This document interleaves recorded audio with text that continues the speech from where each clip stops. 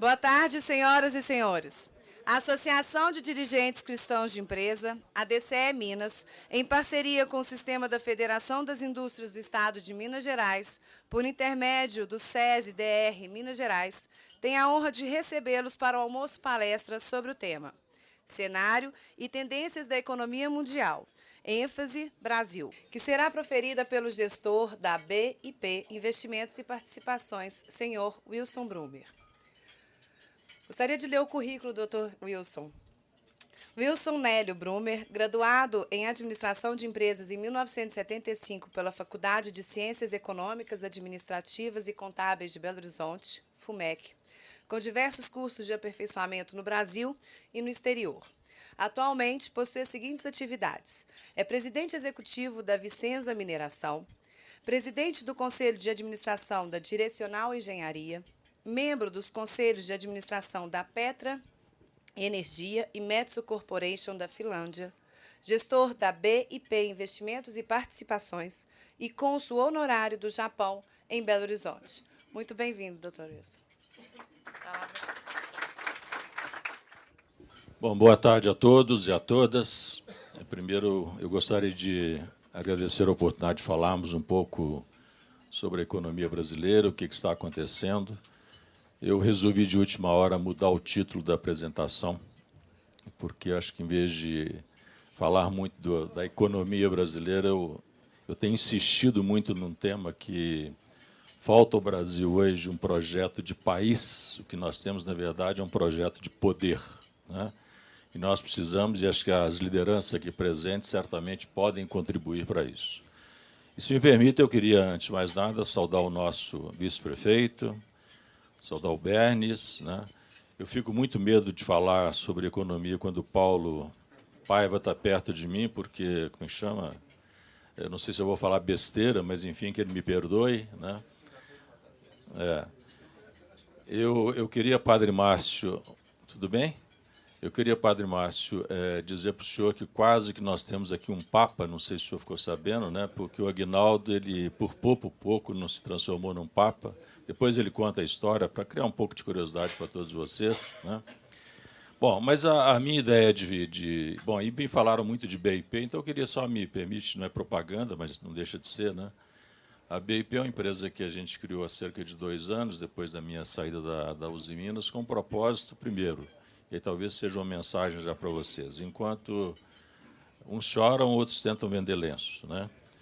E onde há crise, há oportunidades. Então, a BIP tem como espírito não só criar projetos, desenvolver projetos, que é o que a gente tem feito muito, e, mais recentemente, também nós criamos aí 2 tipos de asset management, que gestão de ativos, onde queremos focar em dois tipos de pessoas. Os adultos, que certamente estão pensando em N alternativas pela frente, mas aí entra um ponto que, de uma certa maneira, tangenciou a nossa conversa aqui hoje, já, né? Que é como trazer a juventude e os jovens para um novo momento, inclusive do seu ponto de vista financeiro. Então, certamente, em algum momento, o nosso pessoal vai contatar alguns de vocês, ou de todos vocês, se estiverem interessados. E eu não podia deixar, e talvez em nome dele, saudar todos os empresários, o Dr. Milton, que é um, como é que chama? Que é daqueles que acreditam no futuro, né? Aqueles que acreditam no futuro, e acho que ele é um exemplo aí de fé, né? Antes de mais nada, de acreditar no futuro. Bom, eu começaria dizendo para vocês o seguinte: eu fui convidado há, sei lá, 1 mês e pouco atrás, para falar para jovens, e eu gosto muito de falar para jovens, né? E quem me pediu essa apresentação me disse o seguinte: olha, dá um pouco de chá de ânimo nesse pessoal, né? Um pouco de animação, porque boa parte dos meus colegas estão querendo ir embora para Miami, morar na Europa, coisa parecida. Bom, se eu fosse mostrar para eles os primeiros slides que eu vou mostrar para vocês, possivelmente no meio da palestra metade tinha ido embora, né? Então, o que eu disse para eles é o seguinte: olha, vejam nisso aqui um grande problema, mas vejam também uma grande oportunidade, né? Porque acho que boa parte da nossa plateia aqui já viveu momentos de crises muito grandes. Talvez o que tenhamos hoje é uma crise muito diferente, onde tenhamos hoje, talvez, um somatório de crises em vários segmentos, né, que vão da ética, que vão da economia, que vão da falta de humor, da falta de perspectiva e assim por diante, né? Então, a ideia de mudar um pouco o título da palestra de hoje, não é que eu vá deixar de comentar os problemas que foram me colocados para comentar, mas eu pediria até, se concordarem comigo, que a gente comece aqui uma discussão de um projeto de país. Não dá mais para a gente ficar poder, poder, poder, poder. Se vocês olharem bem hoje o que está acontecendo, precisamente hoje, ou ontem, e possivelmente amanhã, nós estamos discutindo o quê? Poder. Onde é que está a discussão do Brasil? Eu não sei, né? Então, acho que dentro desse espírito que eu acho que nós temos que juntar todas as lideranças, longe de mim de tentar trazer para vocês aqui uma obra completa, tá certo? Mas eu queria fazer algumas provocações, alguns temas, no mínimo, para que a gente possa pensar sobre eles, aprimorá-los e certamente fazer disso aí um início de uma discussão que a gente possa ter realmente um projeto de país. Olha, gente, talvez da casa de todos aqui presentes eu seja o mais velho, com exceção do Aguinaldo, né? O Aguinaldo é um pouco mais velho do que isso. Às vezes que eu pego no pé do Aguinaldo mesmo, né? Mas eu conheci países muito piores do que o Brasil, mas muito piores há 25 anos atrás. Quer dizer, se a gente tiver realmente um projeto de país, nós vamos conseguir reverter esse quadro. Agora, se não tivermos, nós vamos ficar aí tomando medidas aleatórias, medidas para tapar buraco daqui, tapar buraco dali, aumentar, como é que chama, o imposto da ração do cachorro, chega a Páscoa, aumenta o imposto do chocolate, assim por diante. Quer dizer, não é por aí que nós vamos resolver o problema do Brasil. Ou nós encaramos os problemas de frente, e eles são muitos, né, eles são muitos e de várias naturezas, ou nós vamos, daqui a 25 anos, possivelmente, falar de problemas novamente ou de coisas parecidas que nós estamos falando aqui hoje. E nós, brasileiros, queiramos ou não, e eu ouço isso muito de autoridades, que a culpa é de fulano ou é de Deus, né? E tem 3 dedos o tempo todo apontando para nós. Então, a culpa da situação do Brasil é o mercado internacional. Balela. Vocês vão ver aqui alguns dados que mostram que não tem nada a ver disso. O problema é nosso. Nós não soubemos tomar as providências na hora certa e estamos pagando uma conta altíssima que deveríamos não estar pagando, tá certo? Bom, então, dentro disso, e guardem esse termo, por favor, para a gente ver se consegue colocar, eu vou apresentar um pouco, que foi o tema que me foi um pouco pedido, o diagnóstico da economia brasileira. Então, aí eu já volto a esse ponto que eu falei anteriormente, né? Enquanto o PIB mundial ele cresce nos níveis que a gente gostaria que crescesse, não. Mas nós estamos vendo aí o PIB mundial crescendo em torno de uns 3,2%, né? Uns países mais, outros países menos, mas no somatório está crescendo 3,2%. Então, atribuir ao mercado internacional os nossos problemas é não querer encarar os problemas de frente. E eu sou daqueles que gostam muito, né, de dizer o seguinte: vamos tirar o lixo debaixo do tapete? Acho que é a melhor maneira de a gente tentar limpar de fato a casa. Caso contrário, a gente vai deixar o lixo debaixo do tapete, ficar culpando os outros, né?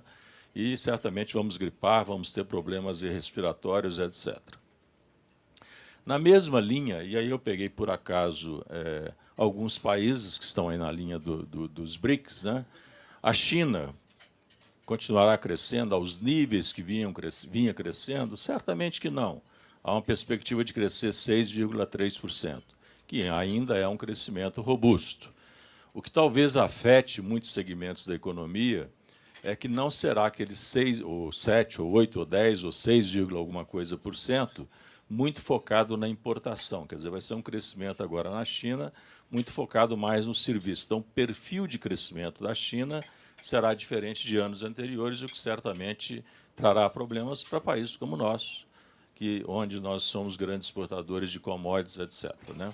Mas estamos vendo aí a Índia crescendo a 7,5%, é um país mais complexo, é um país com, como é que chama, com as suas várias castas, né?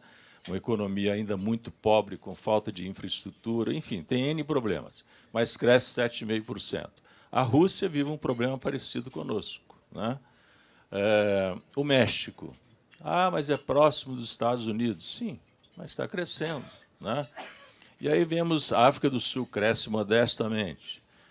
E nós aí decrescendo 3,8%, e há expectativas de 4,5% este ano de 2016. Quer dizer, e aí depende muito. Isso é o que o Aguinaldo está me chamando a atenção. Depende do que vai acontecer. Eu sou daqueles otimistas que, quando você tem um fato novo, as coisas mudam.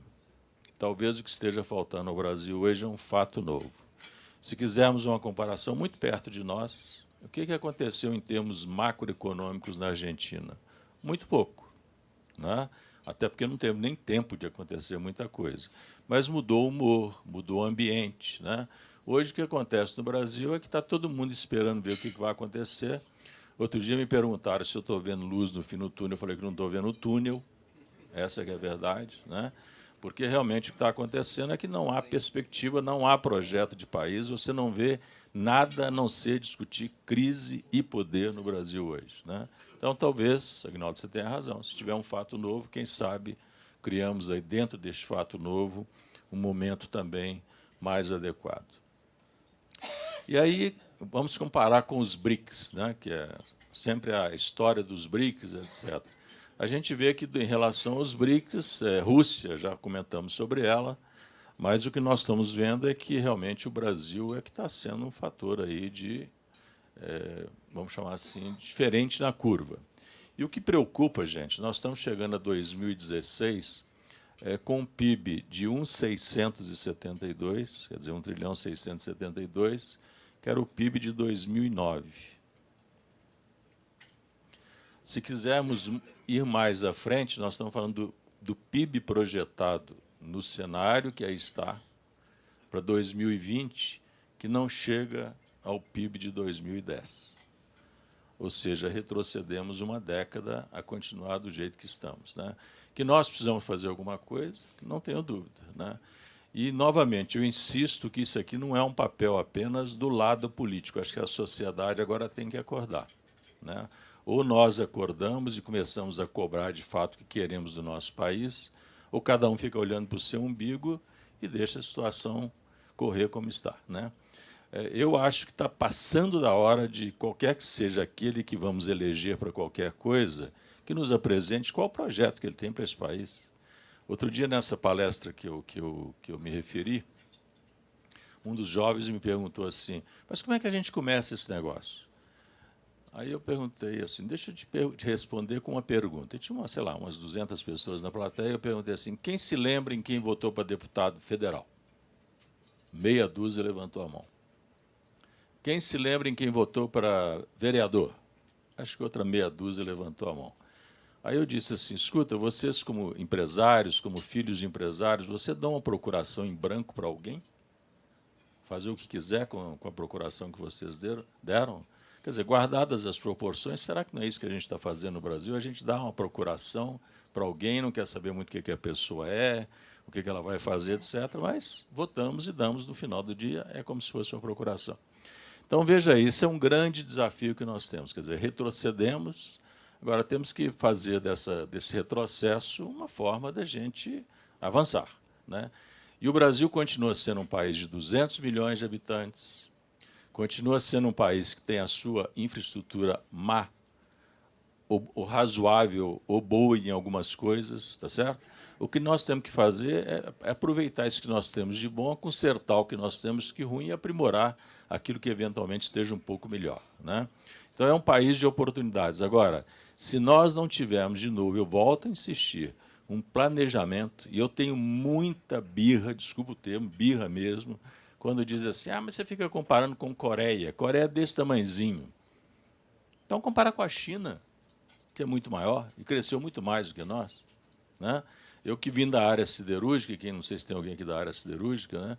Mas eu me lembro que eu gosto de usar esse dado, que não diz muito, mas diz muito, né? A primeira vez que eu fui à China foi em 1988. Eu tinha cabelo ainda, tá certo? Aqui, né? Porque aqui está crescendo. Você viu como é que está ficando bom aqui? Aqui eu não vou cortar porque eu estou querendo jogar ele para cá, tá certo? Bom, então o Brasil tinha uma capacidade de aço da ordem de uns 25 milhões. Os números podem não estar exatos, né? A China em torno de 45 milhões de toneladas. Usinas antigas, velhas, antiga Pequim, era uma caatinga de enxofre, carvão e assim por diante. Hoje a China produz 800 milhões de toneladas e o Brasil continua com a capacidade instalada em torno de 60 milhões de toneladas. Quer dizer, então, se quiser comparar um pequeno, não quer comparar o pequeno, então pega o grande, né? E eu não estou usando nem a China nem a Coreia como é que chama, como exemplo. Eu só não acho que, de novo, eu ficar colocando que o problema é externo, que os outros não fazem direito e assim por diante, né? Tem gente que sabe fazer a coisa. Agora, este é um ponto que eu considero de uma irresponsabilidade, sob o ponto de vista de país. Mas é irresponsabilidade mesmo. Eu me lembro que, quando eu comecei a chamar a atenção sobre esse ponto, até em função de cargos que eu ocupei, eu falava que o Brasil estava caminhando para uma desindustrialização. E eu ouvi muita gente dizer, está super pessimista, isso não está acontecendo e não sei o quê. Simplesmente fechamos ano passado, e não estou dizendo aqui que a medição em relação ao PIB é a melhor medição, para mim isso não é importante, tá certo? O importante é que, na década lá por volta de 85, a indústria de transformação representava 22% do nosso PIB. Fechamos ano passado com 9,3%. E eu ouço de muita gente mais ou menos o seguinte, como desculpa, né? Mas isso é normal, porque à medida que as economias vão se desenvolvendo, a indústria vai perdendo a sua importância relativa e assim por diante. Balela. Primeiro, que o Brasil ainda não completou seu ciclo industrial.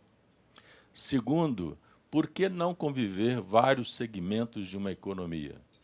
Se nós somos competitivos em commodities, nada contra commodities. Eu vim de empresas de commodities, nada contra. Vamos exportar as commodities.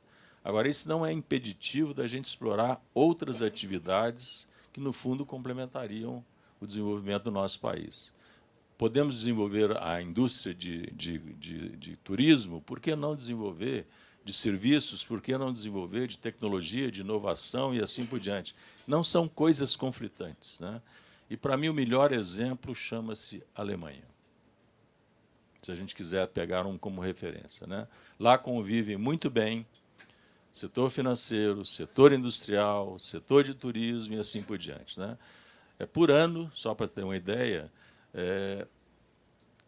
Las Vegas, no Texas, recebe 24 milhões de pessoas no ano. O Brasil recebe 6,8 milhões de turistas no ano.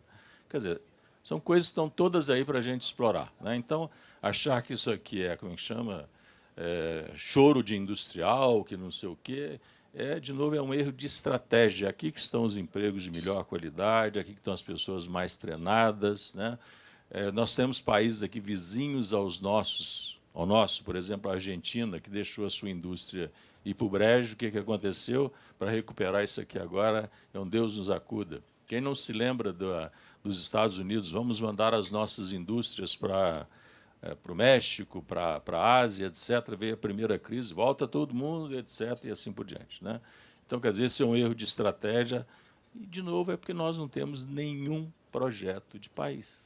Eu não sou daqueles que defendem assim política industrial nos moldes antigos, né? Aquilo, na verdade, foi um negócio feito para agradar meia dúzia de pessoas. O que a gente defende é o seguinte: como é que a gente transforma o nosso país num país competitivo? Vou dar aqui um depoimento pessoal para vocês, né? Como alguns sabem, eu passei pela área executiva da Uzi Minas numa das crises anteriores, aí, agora é outra, né? Numa das crises anteriores. E se me perguntarem o que eu fiz de bom, eu vou dizer, sei lá, cada um de nós deixa alguma coisinha. Mas o que eu fiz de bom foi não ter feito.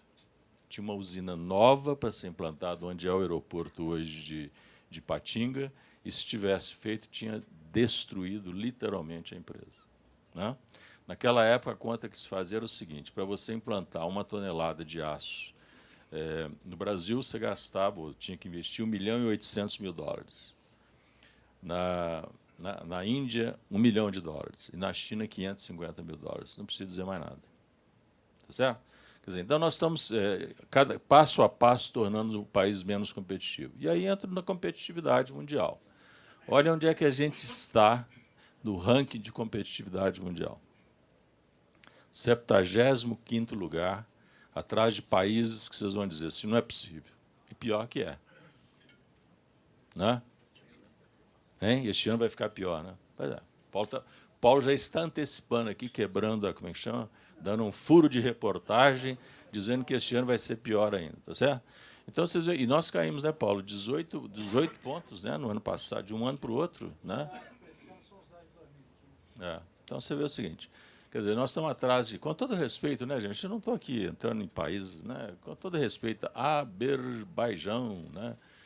Omã, Jordânia, Chipre, quer dizer, é de chorar, né?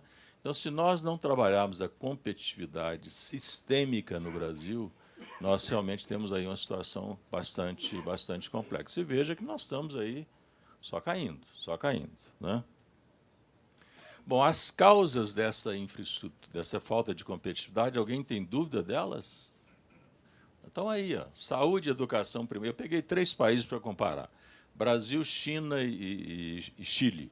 Porque o Chile que é o país mais bem ranqueado na América do Sul, né? E a China, porque a China, né, aqui está sempre nas manchetes. Nós temos alguma dúvida que saúde e educação primária estamos um horror?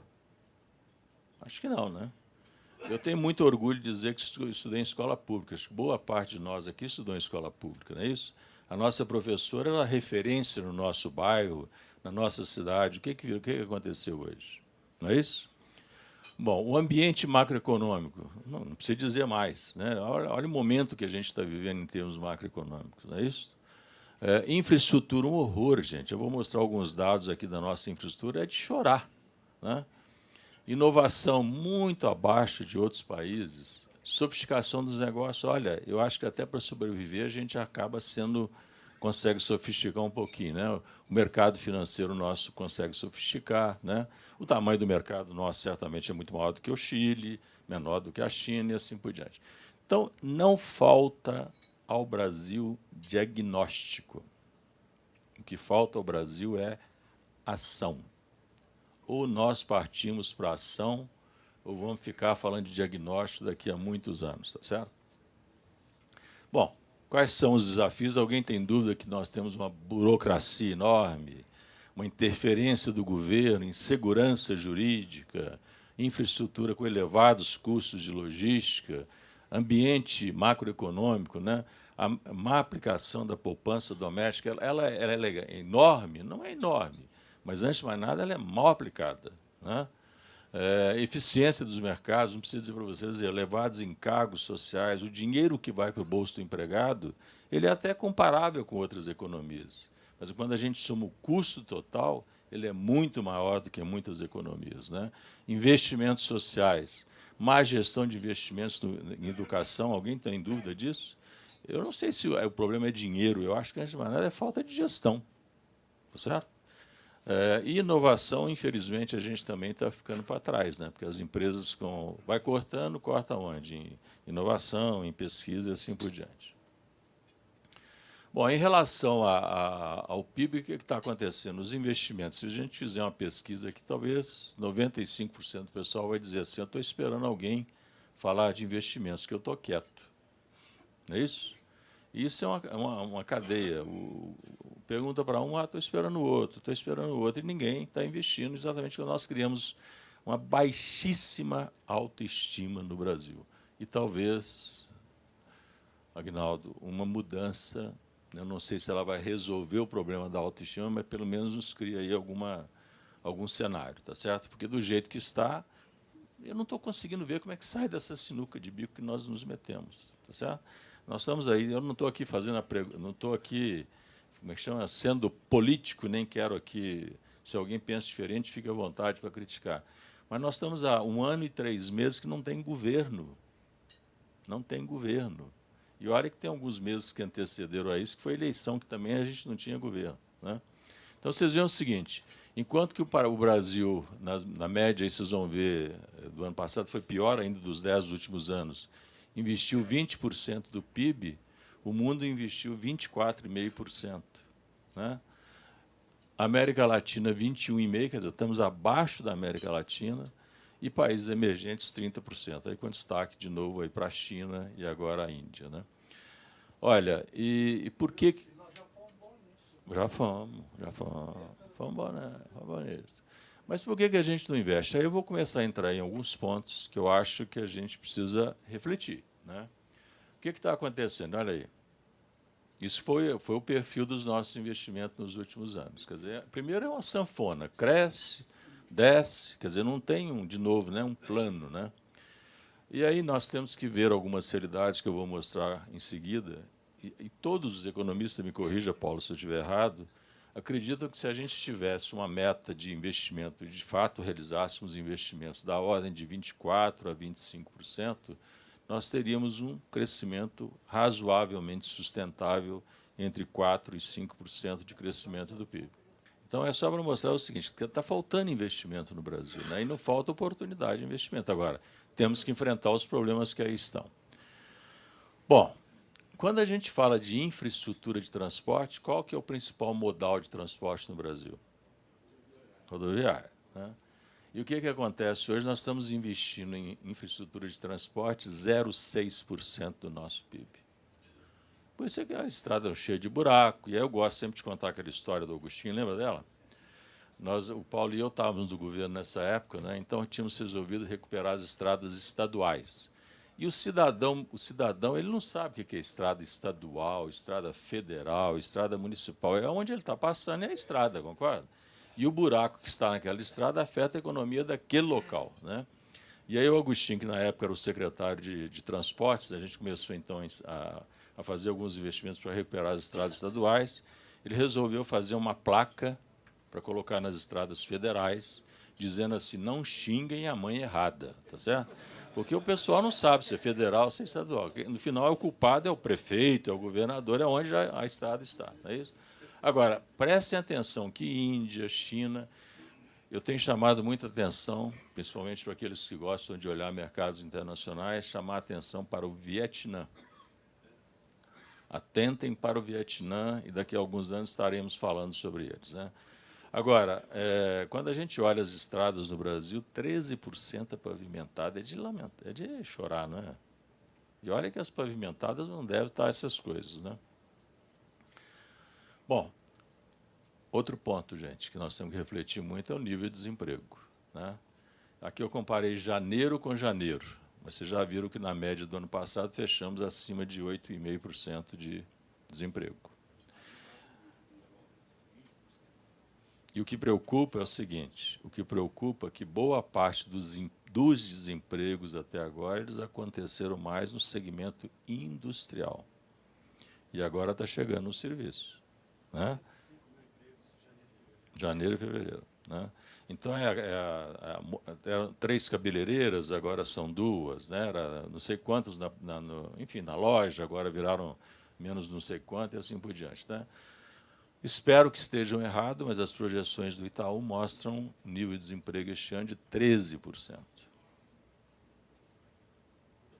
Quer dizer, ou nós damos uma guinada nisso, gente, ou eu não sei o que vai acontecer. Agora, vamos para outro dado, e aí eu vou falar do plano depois um pouco, né? Pelo menos que eu queria provocar vocês. É lógico que o nosso saldo da balança comercial melhorou, né? Nós tivemos lá no passado 19 bilhões e até uma expectativa que esse ano a gente pode chegar a 30 bilhões. Agora, o que chama a atenção? A exportação caiu. Os valores exportados caíram. Por quê? Porque o preço das commodities caiu muito. É o minério, os grãos de uma maneira geral. E o que caiu sobremaneira foi a importação. Esse caiu mais, né? E muito dessa importação pode ser coisa horrorosa, mas pode ser máquinas e equipamentos, pode ser coisa de modernização da nossa indústria, né? Ou da nossa capacidade competitiva. Inflação está aí. Para mim era claro que quando abrisse como é que chama, o tambor lá, a porta, né, de ajustes de preços como é que chama, da gasolina, de energia, etc., a inflação ia explodir, quer dizer, era um passarinho preso numa gaiola, né? Este ano deve ser menor, lógico, porque não vai ter os ajustes que tiveram. Agora, continua preocupando é o seguinte, a memória inflacionária, né? Eu entendo que a inflação ela é igual para todos nós, né? Eu gosto muito de uma teoria de Maslow, que a gente aprendeu na escola aí há 2 séculos, né? E que continua, para mim, sendo moderníssima, tá certo? Que é aquela pirâmide, né? onde você tem a base da pirâmide e é do ser humano você ir subindo na pirâmide, tá certo? Até um dia que você consegue chegar ao eu. Eu estou aqui no meio de empresários cristãos, né? E vocês sabem disso. Quer dizer, o sonho de todos nós é um dia chegar no eu. E é a coisa mais difícil de acontecer, não é isso? Agora, é do ser humano que o primeiro ponto a ser alcançado o quê? As necessidades básicas, não é isso? Aí alcançamos a necessidade básica, vamos comprar uma televisão de 20 polegadas. No dia seguinte, não estamos satisfeitos com a de 20, vamos querer comprar uma de 30. Nem sei se existe televisão de 30. Mas só para dar um exemplo, né? Era o carrinho mais simples, daqui a pouco o carrinho melhor. O que está me preocupando, se essa coisa não reverter, é o seguinte exemplo simplório. Simplório. A classe, não temos que discutir que houve uma melhor distribuição de renda nos últimos anos. Então, aquela pessoa que teve uma melhor distribuição de renda e dentro da teoria de Maslow, ele foi ao supermercado, ele tem 5 filhos, por exemplo, e comprou 5 iogurtes de uma marca mais popular. Ele volta hoje ao supermercado querendo o quê? Possivelmente comprar um iogurte com fruta. Isso não seria a ordem natural da teoria de Maslow, né? Mas hoje, possivelmente, ele vai ter que comprar 3 iogurtes da marca popular. E se isso acontecer, nós teremos um problema sério no Brasil, porque isso significa que realmente chegou lá na base. Por que ela é mais lenta? É o seguro-desemprego, né? As pessoas, de uma certa maneira, se ajustam ali, né? Mas, mesmo para a inflação de 7,5%, gente, nós estamos falando de inflação muito alta, principalmente se considerarmos que a inflação ela não é igual para todos. Agora, aqui é que é de chorar. Isso aqui eu queria que vocês guardassem, né? Isso é de chorar. E eu aqui, como é que chama, como todos nós somos do setor privado, vocês imaginam ter um nível de endividamento de 70%? Como é que chama? É do faturamento, é do patrimônio, sei lá de quê, com EBITDA negativo. Aqui eu estou usando a palavra EBITDA porque estou no meio de empresários, né? Nós estamos indo de uma maneira veloz para 70% do PIB em dívida. Como é que nós vamos resolver isso? Como é que nós vamos resolver, né? Alcançamos em dezembro de 2015, 3,9 trilhões de dívida, com juros aí modestos, na base de 15%, vocês estão vendo o que nós estamos pagando de juros.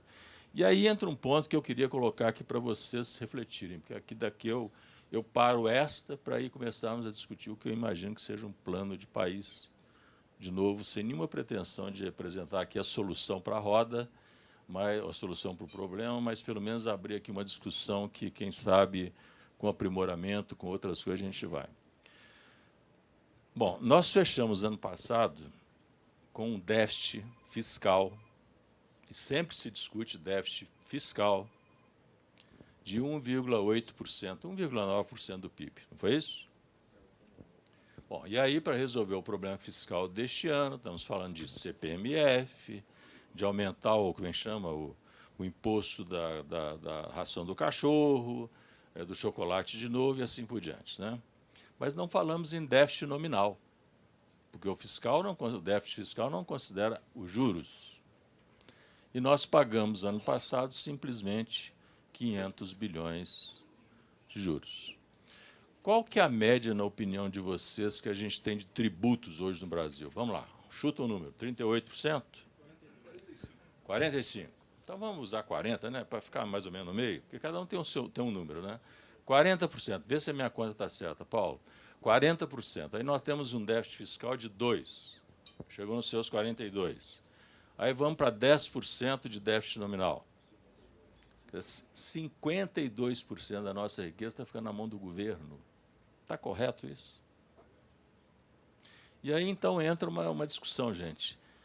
Nessa situação, como sair dessa sinuca? E aí, então, que eu começo a querer discutir com vocês o que eu imagino que seja um plano de país, um projeto de país. Tá certo? E esse projeto de país, na minha visão, ele passa, antes de mais nada, pela necessidade de uma visão sistêmica para um projeto de país. Não adianta medidas isoladas. ou temos um projeto, ou nós vamos aquele negócio. Puxa o cobertor daqui, ele vai ficar, como é que chama? O pé vai ficar descoberto do outro lado. Então, ou temos uma visão sistêmica, ou nós vamos ficar toda hora tomando aí, como é que chama? Decisões paliativas. E é o que está acontecendo hoje, né? Vamos tirar o dinheiro do fundo de garantia para financiar não sei o quê. Daqui a pouco é o fundo de garantia que está quebrando. Vamos fazer isso para não sei o quê. Daqui a pouco é o não sei o quê que está acontecendo. Ou, então, ou temos uma visão sistêmica, e sistêmica eu aprendi na escola minha, que foi lá no início da minha carreira, que era a Vale, que era mais ou menos assim. Não adianta a mina funcionar se a ferrovia não funciona. Não adianta o porto funcionar se a ferrovia não funciona. Tem que ser sistêmico. A mina, a ferrovia e o porto funcionam ao mesmo tempo de maneira adequada. O Brasil está precisando de uma visão sistêmica. O nosso antigo ministro, né, que os mais... Não tem ninguém que vai escrever esse nome aí, não. Se tiver, eu fico bravo, hein? Porque ele lá conhecido, no final, começou a ser conhecido como Mr. Margarine, porque não era mais manteiga, tá certo?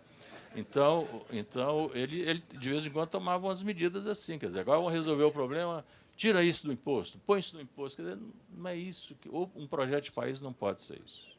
Não pode ser isso. Né? Hein? Ah. Bom, e aí eu queria colocar alguns pontos para reflexão. Né? Desculpe que isso é um trabalho de última hora, não estou preocupado aqui se as palavras estão adequadas, se é isso mesmo, mas eu queria mais era provocar, tá certo?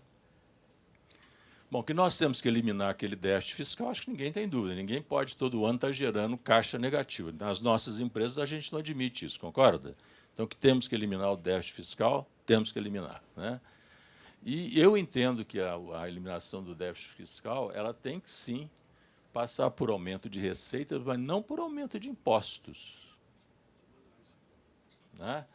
Eu não sei se a palavra politicamente é correta, mas eu gosto muito de comparar um Estado, um país, uma prefeitura às nossas empresas, que no final do dia são as nossas casas, não é isso? Se eu aumento como é que chama? O preço do meu produto, o que vai acontecer? Meu concorrente vai vender no meu lugar. A partir do momento que eu aumento o tributo do país, o país é menos competitivo, alguém vai vender no nosso lugar, não é isso? Então, o que nós temos que fazer é retomar o crescimento deste país, né? Ao mesmo tempo que trabalhamos na linha de custos. Não há dúvida que nós temos aí custos horrorosos. Né? Quantos ministros... Não estou falando de ministro, gente. Não é ministro que vai resolver o problema do Brasil, a quantidade de ministros. Né? Mas é a questão de, como é que você pede nas nossas empresas. Como é que você, Aguinaldo, presidente do conselho da empresa, o executivo anteriormente, diz assim, temos que reduzir custo. E anda de jatinho para baixo e para cima. Qual a moral que você vai ter para pedir redução de custo para o seu pessoal? Nenhuma. É o exemplo. Né? E, além disso, essa quantidade de gente... Pega o setor de aviação, gente. Pega o setor de aviação. ANAC, como é que chama? Secretaria como é que chama? De Aviação Civil, Infraero, Ministério da Aviação, e aí vai. Quer dizer, é o chamado administração au-au, né? Cada um transfere para o outro, né? Ao fulano, ao cicrano, ninguém resolve nada, mas fica au-au-au, né? Como dizia já o nosso Falcone. Né?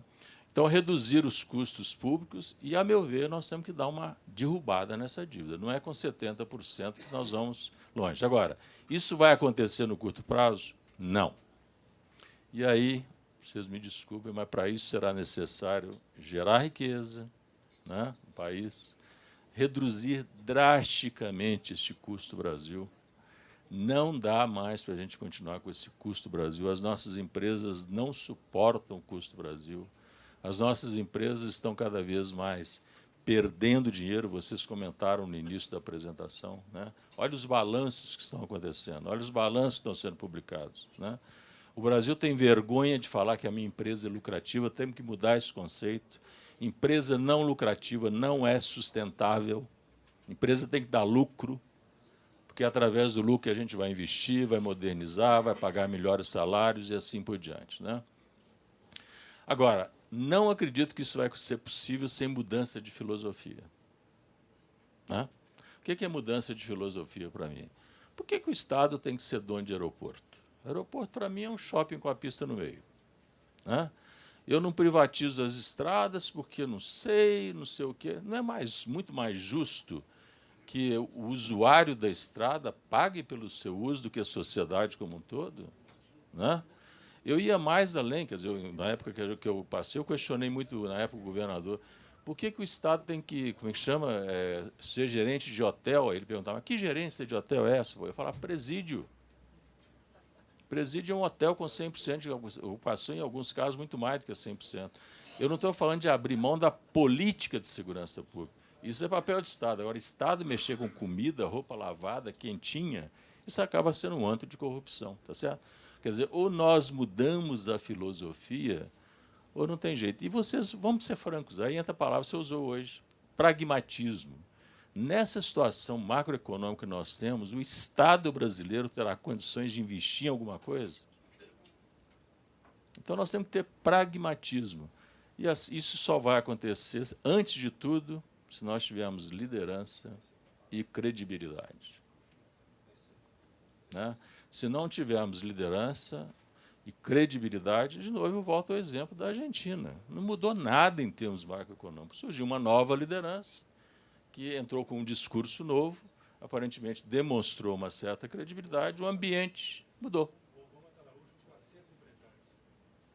Aqui nós temos medo de conversar com o empresário, né? O governo tem medo de conversar com o empresário, tá certo?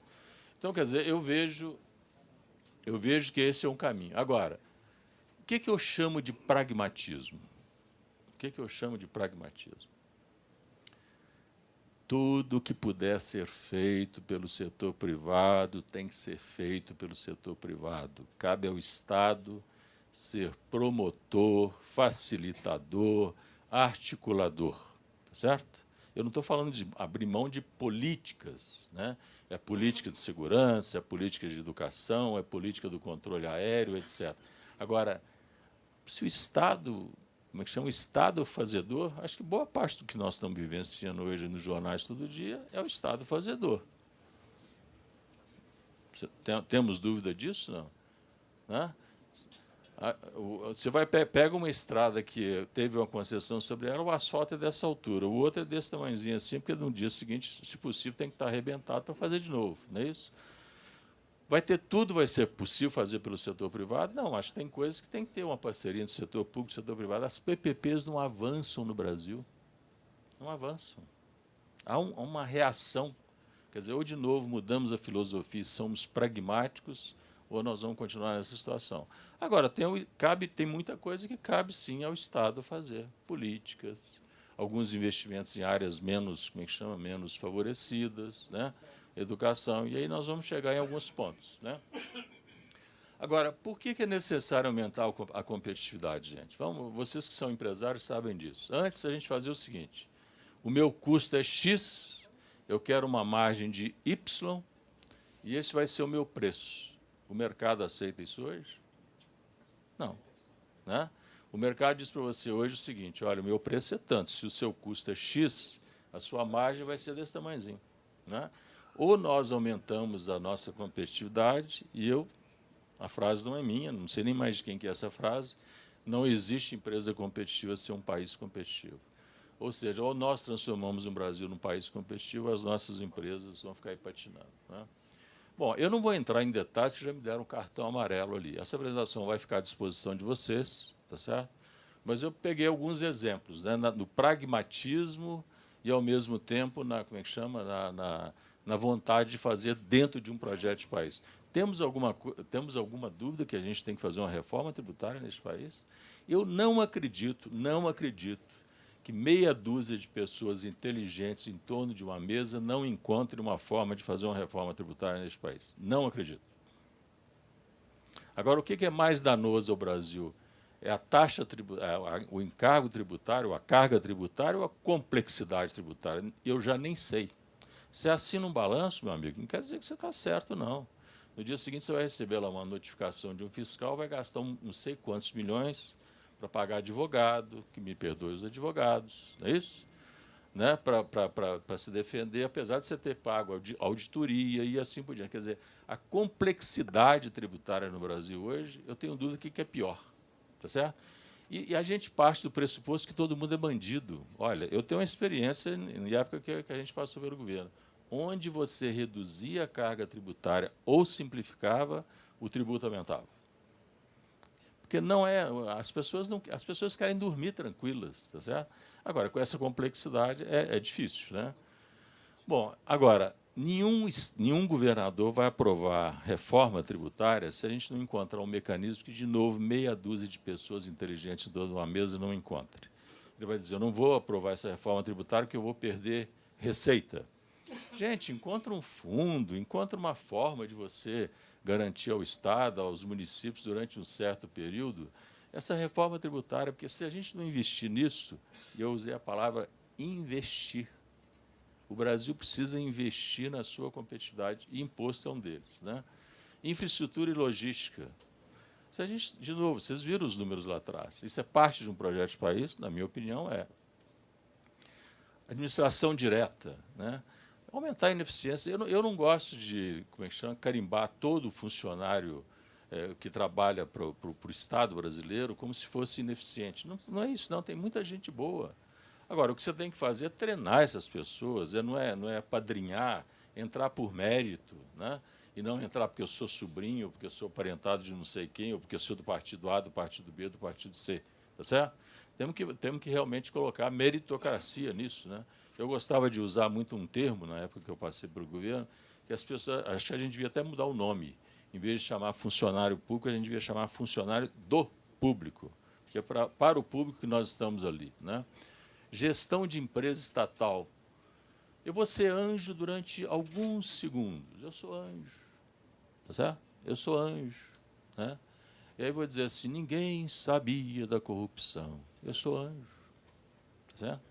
Agora, como é que eu posso dizer que eu, como conselheiro, e eu sou conselheiro de várias empresas, você também é, o projeto sai de 2 bilhões, onde se pressupõe que a taxa de retorno desse projeto vai ser X, Y, Z, tá certo? Que a forma de financiar aquele projeto vai ser tanto de capital próprio, tanto de endividamento, e, de repente, o projeto fica em 20. Eu, conselho, não sei. Que governança é essa? Né? Então, quer dizer, ou nós criamos uma governança nas estatais, e aí por colocar lá as pessoas de maior mérito. Eu era menino, e na época eu era atrevido, hoje a gente vai ficando velho e vai ficando mais calmo, né? Eu, na época, era responsável por... tinha um órgão de controle, a Vale era estatal na época, então tinha um órgão de controle das estatais. E eu lá com meus, sei lá, 20 e poucos anos, 30 anos, sei lá quanto, um dia eu virei para o cara responsável, vai ser uma coisa mais fácil para um gestor de uma empresa estatal é ser ineficiente. Ele não pode fazer isso, não pode fazer aquilo, eu sou ineficiente. Quando, na verdade, devia ser dada a liberdade e cobrar resultado. E se não for eficiente, rua. Né? Bom, eu comecei essa discussão quando eu era gerente. Assinei um contrato de gestão com o governo quando eu fui presidente da companhia. E eu saí da companhia e rasgaram o contrato. Quer dizer, é este o modelo? Não estou dizendo que seja este. Que encontre um modelo melhor. Né? Mas que a gente faça a gestão das estatais como deve ser feita. Né? Energia, a nossa sorte, gente, a nossa sorte é que o Brasil não cresceu. Se tivesse crescido, e o consumo de energia ele é inelástico. Se um país cresce 4, o consumo de energia é 6, 6,5. Né? Como caiu 4, também vai cair em torno de 6, 6,5. E este ano vai continuar caindo de novo. Tá certo? E num processo de retomada. Como é que nós vamos ficar com esse negócio de energia? Não tem nenhum planejamento, quer dizer, fica pronta uma eólica, a linha de transmissão não está pronta, tá certo? E a sociedade como um todo pagando. Né? Bom, comércio internacional é brincadeira, né? Enquanto o Japão se junta com os Estados Unidos para fazer um grande, como é que chama, um grande bloco de países para atacar o mercado internacional, nós ficamos aí escravos do Mercosul.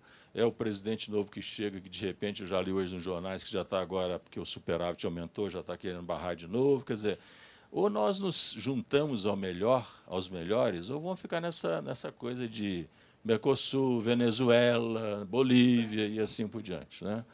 Inovação e empreendedorismo. Quer povo mais capaz de inovar e empreender que o brasileiro? Vamos incentivar essa coisa. Não precisa criar ministério de pequena e média empresa, não. Não é por aí, não. Né? É simplificar as coisas. Ambiente favorável aos negócios. Quem vai investir no Brasil se a gente não tiver um ambiente favorável nos negócios? Certo? Eu cheguei hoje de manhã da Finlândia. Você sabe qual que é o tom lá como é que chama, da reunião de conselho? Poxa, tomara que vocês saiam muito melhores dessa crise. Nós estamos vendo N oportunidades. Agora, vocês têm que primeiro resolver fazer o dever de casa. Não falta dinheiro ao Brasil, para o mundo, falta bons projetos para a gente implantar aqui com segurança jurídica. Né? Você vê que eu falei mal dos advogados, agora eu defendi. É isso? Tem que ter segurança jurídica. E outra coisa é o seguinte, respeita ao lucro. O Brasil, infelizmente, empresa que dá lucro é mal vista. Lucro é pecado. E nós temos que mudar essa percepção. Lucro é, como é que chama? A parte de direito intelectual e assim por diante. Né? Investimentos. Nós temos que repensar essa tributação. Quer dizer, você investe uma máquina hoje, você já está pagando imposto uma máquina que vai produzir daqui a 4, 5 anos. E aí, como é que você investe? Né? Como é que nós modernizamos aí o nosso parque industrial e outros parques, etc. Né? Bom, política agrícola. Quanto é que nós perdemos hoje de grãos em função de uma falta de logística adequada? 30% dos nossos grãos. E olha que é o setor mais competitivo e mais promissor que nós temos no Brasil. Né? E a sustentabilidade, certamente, hoje nós aqui, como gestores, empresários, ainda fica aquela discussão que o empresário quer matar, quer resolver matar um empregado, quer afetar o meio ambiente. Não é isso. Acidentes podem acontecer, desastres podem acontecer, mas não é assim que funciona de uma maneira geral. Né? A gente quer que as coisas aconteçam de maneira equilibrada, até porque eu costumava dizer, e continuo insistindo nessa frase, meio ambiente tem que ser visto como parte do nosso negócio. Empresas que não se preocuparem com o meio ambiente, daqui a pouco o cliente não vai comprar o produto dela. Tá certo? Então, quer dizer, a sustentabilidade é um conceito amplo da palavra. Saneamento, gente, saneamento. E as contas não são feitas no todo. Né? Alguém já fez uma conta que, se eu saneasse, quanto é que eu ia reduzir na saúde? 1%. 1 por 5. Quer dizer, um investimento... 20%. 20%. É isso? Quer dizer, cada investimento se reduz 20% da saúde. Quer dizer, não se faz a conta, de novo, é aquele negócio do sistêmico, tá certo? Faz o negócio, mas sem a visão do todo, tá certo? Bom, e aí eu já vou para o término da minha apresentação, dizendo o seguinte. Tem uma frase que eu gosto e eu achei que ela cabia aqui. Eu costumo dizer que competência não tem medo de competência. Normalmente, o incompetente é que tem medo de competência. E tem 3 áreas que nós estamos patinando há quantos anos? Educação, saúde, segurança. Aí eu resolvi fazer uma pesquisazinha, tá certo? O melhor país em educação primária é a Finlândia, aliás, de onde eu vim. Agora, né? O Brasil ocupa o lugar número 103. Eu estou dizendo que é para importar o que a Finlândia fez, ou o que faz? Não. Mas vamos lá olhar o que tem de bom lá, o que pode ser adaptado no Brasil, o que a gente pode fazer para melhorar. Vamos olhar as competências que estão em torno de nós. E a gente não olha. Né? Na parte de médio superior, Singapura está em primeiro lugar. Nós estamos no 93º, e assim por diante. Né? Saúde, primeiro lugar é Hong Kong, não é nem país hoje, mas Hong Kong. Né? O Brasil em 48º lugar.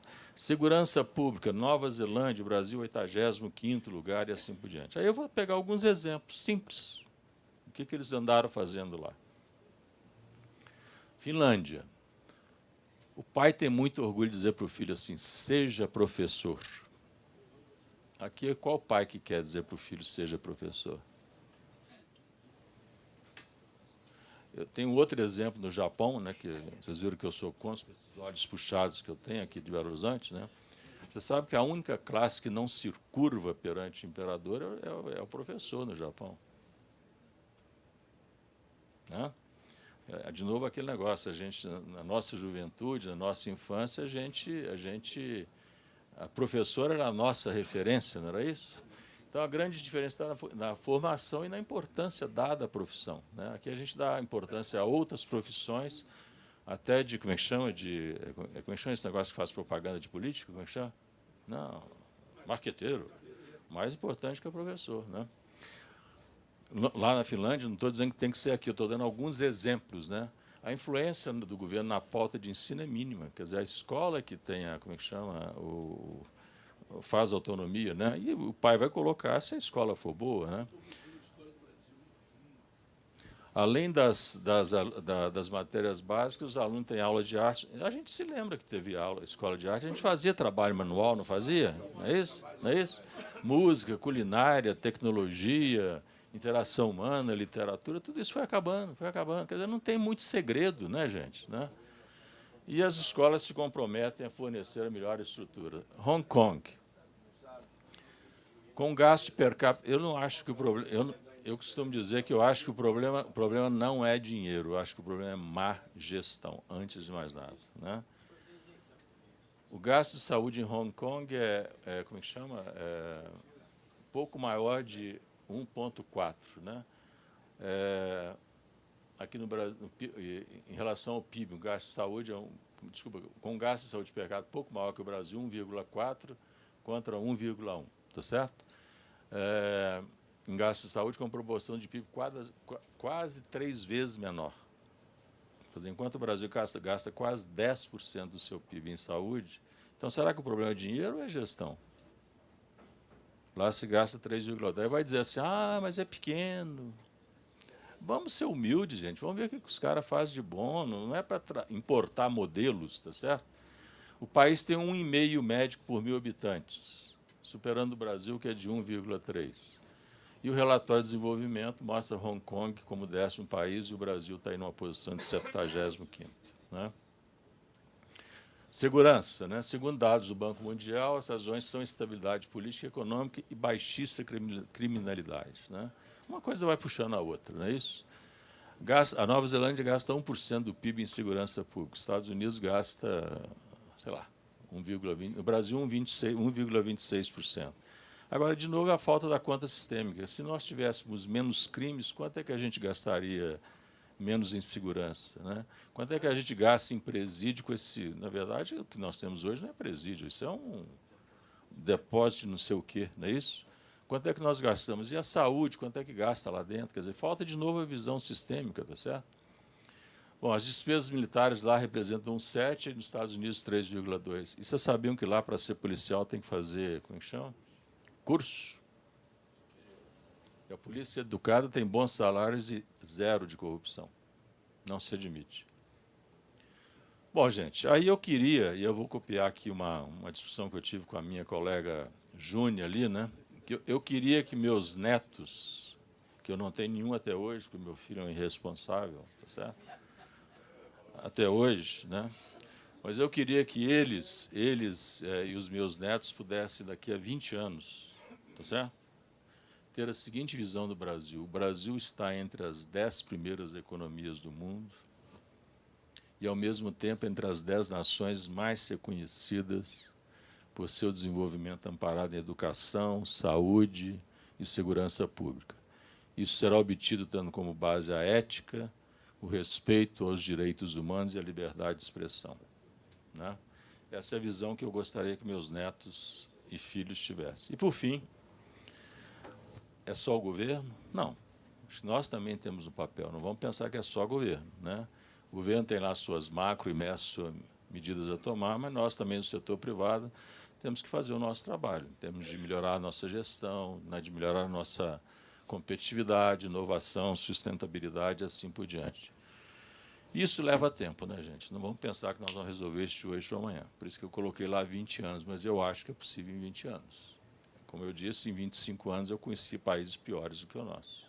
Se a gente tiver um plano de país, um projeto de país, a gente muda esse país. Né? Agora, nosso processo político ele permite atender essas demandas de um projeto de país a médio, curto, médio e longo prazo? Acho que não. Né? Então, nós temos que... Agora, eu acho que uma reforma política ela não pode ser, de novo, isolada. Ela tem que estar dentro de uma visão sistêmica. Nós temos que fazer um projeto de uma reforma política com base num projeto de país. Senão, nós vamos fazer, de novo, uma reforma política e, daqui a pouco, vamos dizer que a nova política reformada também não atende nada, tá certo? Parece utopia o que eu estou dizendo? Não, não acho que seja, não. Precisamos criar novas lideranças políticas. Nós estamos carentes de lideranças políticas. Essa é a grande verdade. Olha, e aqui nós estamos no meio de empresários. Nós estamos no meio de empresários. O Antônio Hermílio de Moraes, sem nenhum saudosismo, né? Abria a boca, o país parava para ouvir. A Fiesp falava, Brasília tremia. Hoje, o que está acontecendo? Onde é que está a classe empresarial? Cadê os líderes empresariais? Né? Todo mundo, de uma certa maneira, recolhido, com medo, ou, por outras razões, não falando nada. Né? Bom, e, por fim, eu acho que aqui nós temos que reconhecer e passar para aqueles que são mais jovens aqui, eu tenho dito isso em várias palestras, que a nossa geração perdeu a guerra da ética. E eu espero que a nova geração ganhe essa guerra que nós perdemos. Né? Porque sem uma ética e sem moral, a gente não vai criar pilares para o país que a gente quer. Né? E acho que isso tudo, no final, o projeto de país ele deve legar às futuras gerações valores. Nas nossas empresas a gente não discute valores. Cadê os nossos valores? Onde é que eles estão? Né? Que infundem, no final do dia, uma nação mais justa e um povo mais feliz. Muito obrigado.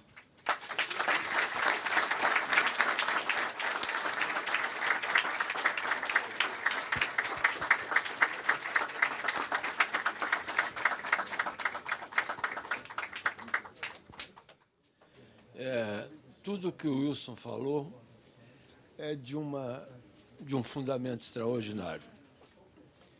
O que nós precisamos nesse país é de uma liderança forte.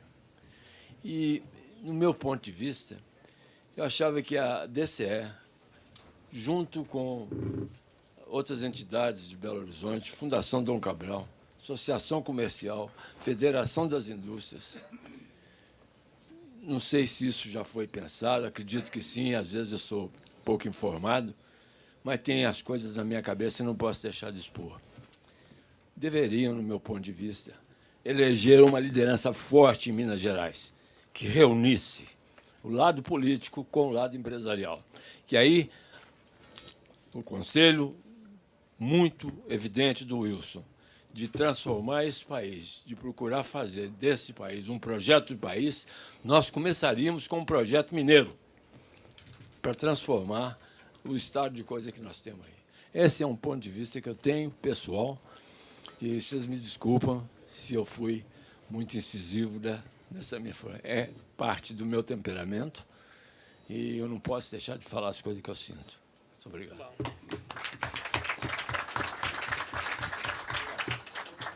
Mais uma ali, só mais um. Quer falar? Não. Aqui é o Bernes aqui, depois o... Só um minutinho, tá? Só mais um depois. Boa tarde a todas, a todos. Eu queria, Brumer, me fixar no final da sua fala. E me perdoem, mas eu sou muito claro e muito objetivo. Eu acho que está faltando um pouco de coragem aos nossos homens públicos. E falo também de lideranças civis e empresariais. Ontem, na Associação Comercial de Minas, por unanimidade, nós aprovamos uma manifestação clara, aberta, contundente, a favor do impeachment.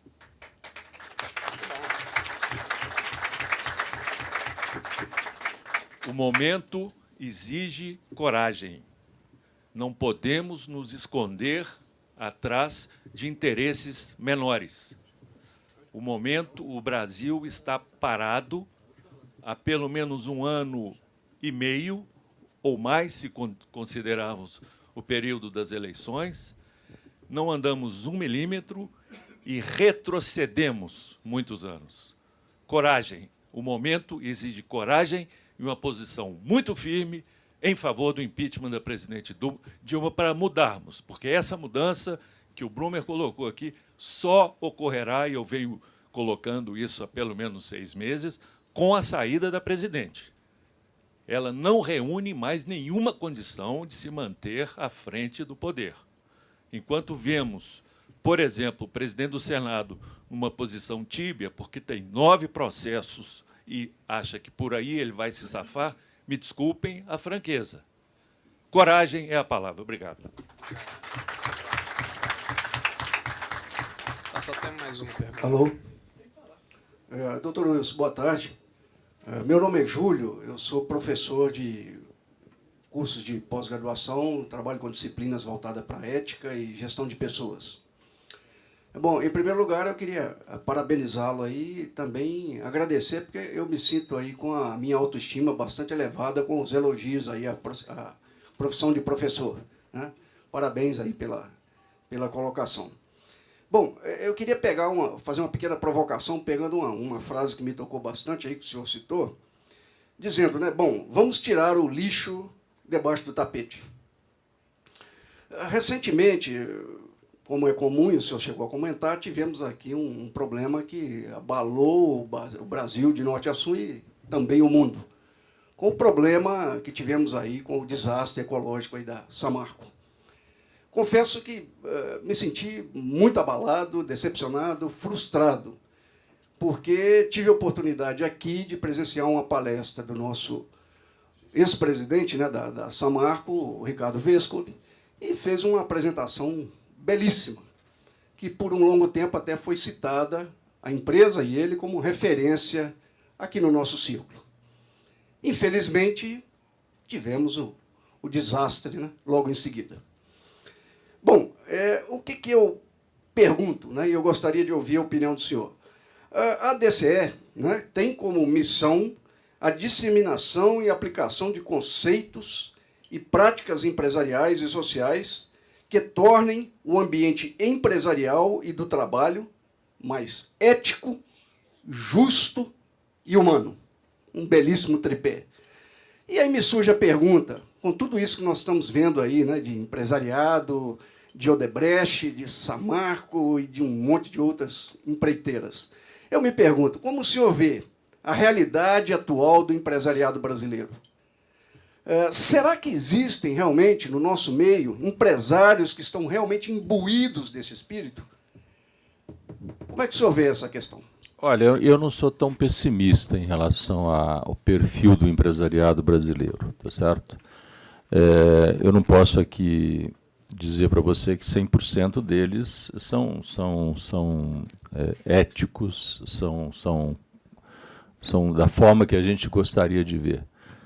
Agora, eu acho que a sociedade aos poucos está amadurecendo, e essa talvez seja a grande esperança que eu tenho, que empresas não éticas não irão sobreviver.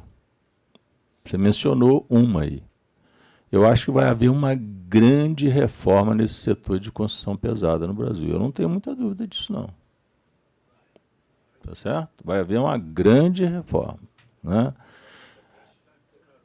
Eu espero que políticos não éticos não sejam eleitos, tá certo? E a gente vai criando, e esse é um dos grandes desafios que talvez boa parte de nós aqui da nossa geração tem. Eu não teria coragem de dizer para o meu filho ser político hoje, não. Mas eu gostaria de ter. Eu gostaria de ter, sabe? Porque a gente tem que reconhecer que a política é necessária, né? Agora, não é essa política da falta de punidade, não é essa política que, para o que eu quero alcançar, eu posso fazer tudo, né? Para o que eu quero alcançar, eu posso ficar quantos anos eu quiser no poder, e assim por diante. Então, o Brasil tem que se tirar esse lixo debaixo do tapete. E talvez seja um momento que a gente está vivendo, ele seja muito mais rico do que a gente possa imaginar. Agora, o que me preocupa é que se houver o que o Bernes levantou, é que daqui a pouco a gente acha que os problemas estão resolvidos, e não estão. Eu acho que a sociedade, a DCE, junto com o FIENG, junto com o FIJAN, junto com quem quer que seja, né, ou trazemos as lideranças sérias neste país para discutir o que tem que ser feito seriamente neste país, ou simplesmente você vai tirar um pouquinho desse lixo debaixo do tapete e deixá-lo lá, né? Eu, como cidadão, e já estou, como é que chama, já terminando talvez o meu ciclo aí, alguns anos daqui para frente, né? Eu gostaria de ter um orgulho de dizer, poxa, a empresa que eu passei foi ética. A gente, como empresário, vamos julgar nas nossas empresas os conceitos de ética, tá certo? E não é simplesmente fazer um papel e dizer, este é o meu conceito de ética. Eu vou te contar um caso pessoal. Tá? Eu me lembro que quando, isso tem anos, né? Nós estávamos discutindo ética na década de 90. Não era tão comum ainda, né? E eu sempre gostei do estilo de não fazer um papel e soltar o papel na plateia ou entre os empregados. Eu pegava aquele papel e saía discutindo com os empregados. E aí um deles me perguntou, tem coisas que a gente acha, fica em dúvida se é ético ou não é ético. Sabe qual foi a minha reação? Se você demorar mais do que 30 segundos é porque não é ético. Tá certo? Então, o que eu podia sugerir aqui no meio empresarial? Vamos difundir ética nas nossas empresas? Comecemos por aí, tá certo? Vamos incentivar os nossos empregados, os nossos filhos, as comunidades que estão em torno de nós, e vocês têm um poder de liderança enorme, que não votem quem não conheça, que não votem quem tem problemas com a justiça, que não sejam reconhecidos como éticos, etc. Ou a sociedade acorda, ou o lixo vai continuar debaixo do tapete.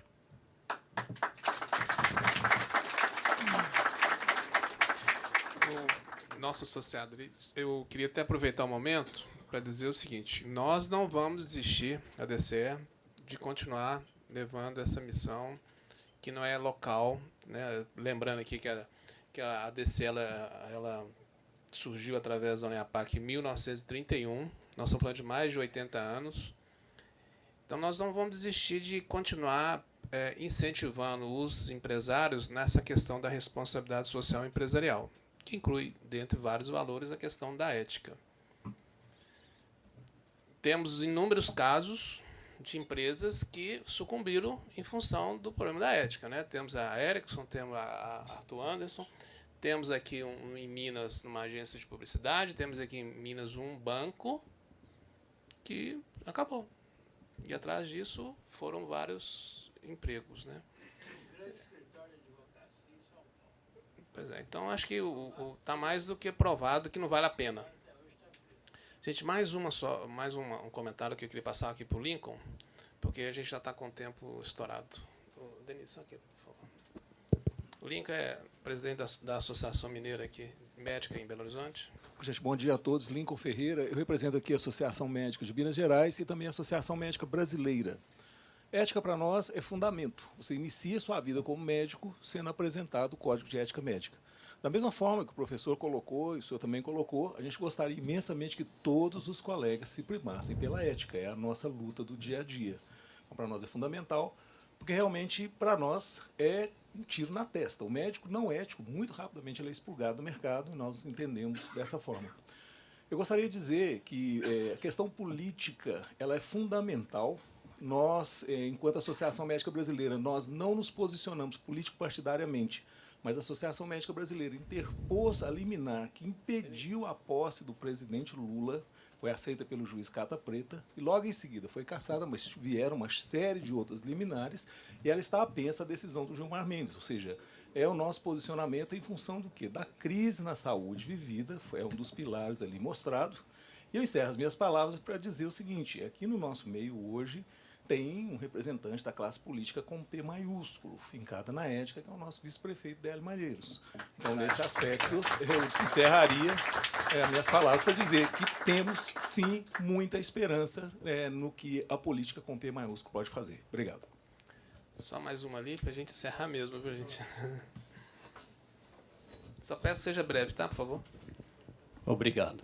Meu nome é Paulo, sou padre jesuíta, reitor da Escola Superior Dom Helder Câmara, e gostaria de dizer, com muita brevidade, da nossa alegria de ter visto, por iniciativa de engenheiros, advogados, procuradores, promotores públicos, a iniciativa da criação de um centro de compliance, de transparência, na Escola Superior Dom Helder Câmara e na ENGE. E aproveito esta oportunidade para convidar os senhores as senhoras a se unirem a esta iniciativa para que a gente defina com coragem, com ousadia, de que lado realmente nós estamos. Muito obrigado.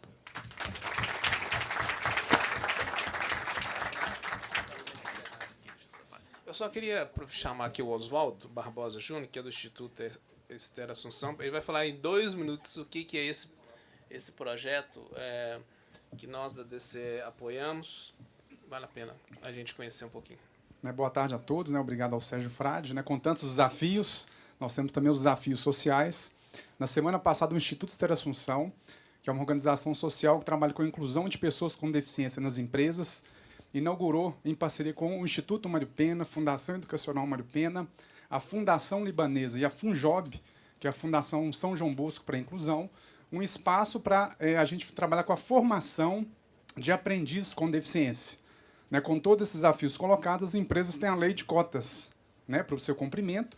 Mesmo com toda essa crise, empresas de grande porte têm essa lei para cumprir.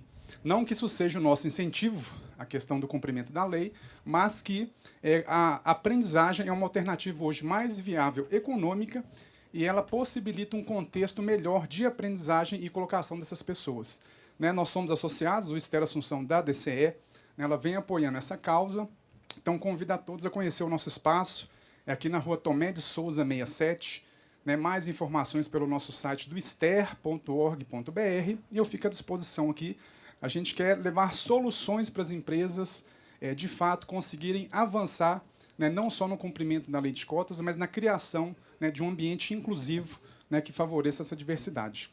Obrigado pela oportunidade e fico à disposição. Bom, eu quero agradecer a presença do Bruno, passando a ele o livro A Vocação do Líder Empresarial, uma reflexão. Foi um livro escrito por vários professores da academia, junto com o Conselho Pontifício e Paz de Justiça do Vaticano, que nos ajuda muito na orientação gerencial. E também o balanço das nossas ações e atividades aqui de Minas. Muito obrigado ao Bruno Pordi. A Maria Flávia vai fazer o encerramento.